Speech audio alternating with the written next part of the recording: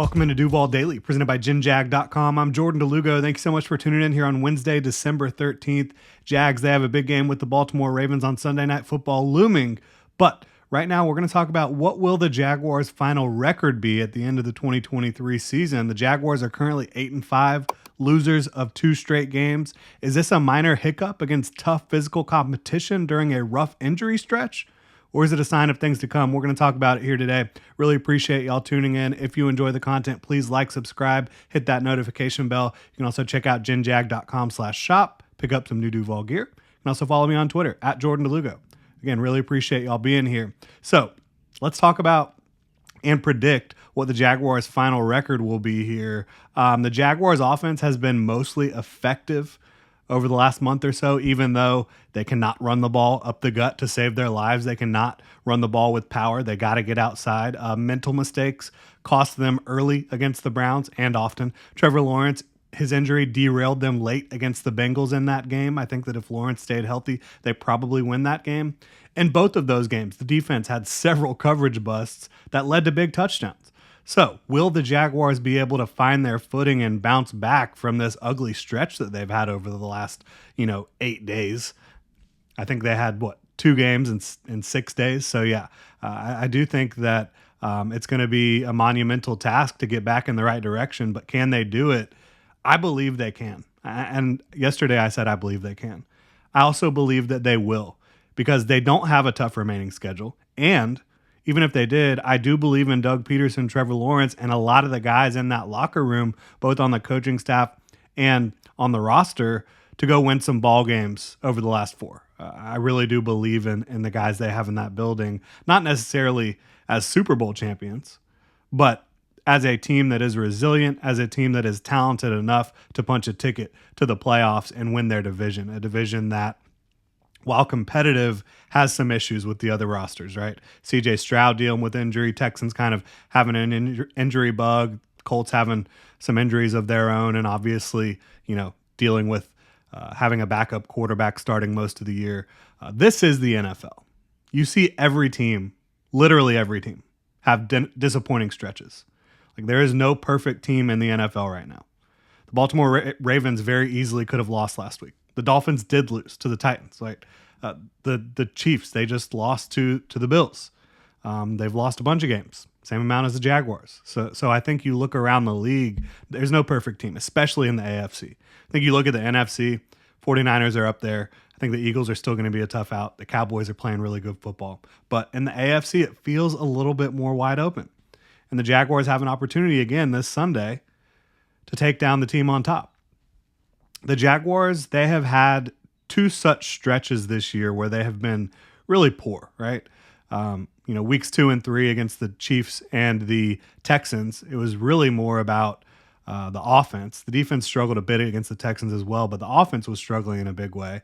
But every time that the Jaguars have given reasons to have their fans just kind of give up hope or be disappointed or say this team's falling apart or you got to blow it up, they've been able to reel you back in. They've been able to come back.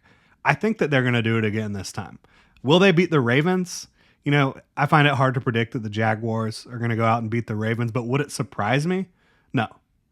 I won't be surprised either way with that game. Like, you saw this Jaguars football team beat the Ravens last year. Now, not the same Ravens team, not the same Jaguars team either, but it would not surprise me if the Jaguars are able to beat the Ravens.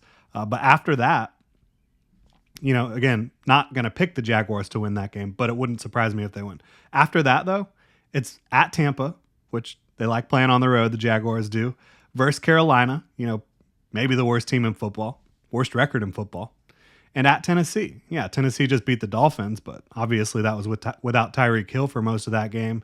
And I honestly just think the Jaguars have had Tennessee's number for the most part during the Doug Peterson, Trevor Lawrence era.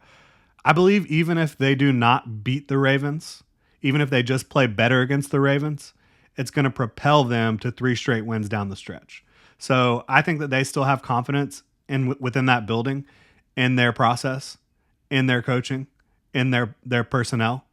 I think that they have belief in what they're doing inside of that building. I think you've seen that based on the actions and comments of the coaching staff and the players. They will be getting some guys back soon. Trey Herndon, Tyson Campbell, Walker Little, Ezra Cleveland, hopefully Andre Sisco. None of these are long-term injuries. I think their potential returns will certainly help the efforts. I think you prepare the way you're supposed to during the week.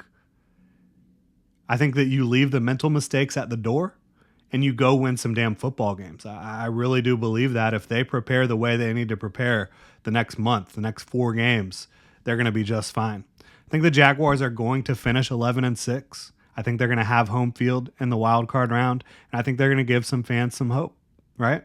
I don't think, again, that they're a Super Bowl team. I never did think that they were a Super Bowl team this year. Would it shock me if they go on a run and win a game or two in the playoffs and then see what happens? It wouldn't shock me, but I don't think that they're a Super Bowl champion team.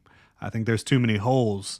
And, if you have a more pessimistic view and you don't think the Jaguars are going to dig themselves out of this hole, that they're going to struggle down the stretch, I don't blame you. But I would say history under Doug Peterson shows that this team probably will be resilient and get it done and get into the playoffs. I also absolutely agree that regardless of what happens the rest of the year, there are some changes that need to be made this offseason, some decisions that need to be made. You've got to figure out how to fix the run blocking. I think everything should be on the table when it comes to fixing the run blocking. I think you need to fix the pass rush depth. Trayvon Walker is a good starter. Josh Allen is tremendous. You got to retain him, but you need more. Whether it's interior pressure, whether it's getting an edge 3, whether it's doing both of those things, you've got to figure that out. You've got to figure out what you're doing at wide receiver beyond Christian Kirk, because obviously Zay Jones is a potential cut candidate because of his contract situation. Maybe the Jaguars keep him around. I'm a fan of what he brings to the table as like a wide receiver 4. I think wide receiver 3, he's more in the average range. Christian Kirk is an impending free agent. So you've got to figure out what you're doing there. Beyond Christian Kirk, obviously Parker Washington's going to be around, but he really is Christian Kirk's backup. So there's things to work on. There really are. I'm not trying to blow smoke up anyone's you-know-what. I'm just trying to tell you, I think that with the remaining schedule, with the guys they have in that building, I do believe that Doug Peterson and Trevor Lawrence and the rest of these guys can keep it competitive and get them in the playoffs the rest of the year, and then see what happens. That's how I see it happening. I predict them to go 11-6. That is my final record prediction. Earlier in the season, prior to the season, I predicted they would go 12-5. They're going to be really close to that. I think if they had some more injury luck this year, which they have had in years past, that they would have reached that 12-5 mark despite playing a first place schedule. So overall, I don't think this season has been a massive disappointment unless this trend of losing football games continues. But I do think there are some changes that need to be made, some upgrades that need to be made, things that need to be fixed on this roster and within this coaching staff moving forward into 2024. But we'll see how the rest of this season plays out. Really appreciate y'all tuning in. If you enjoy the content, again, please like, subscribe, hit that notification bell. You can check out genjag.com/shop, pick up some new Duval gear. Y'all have a good one.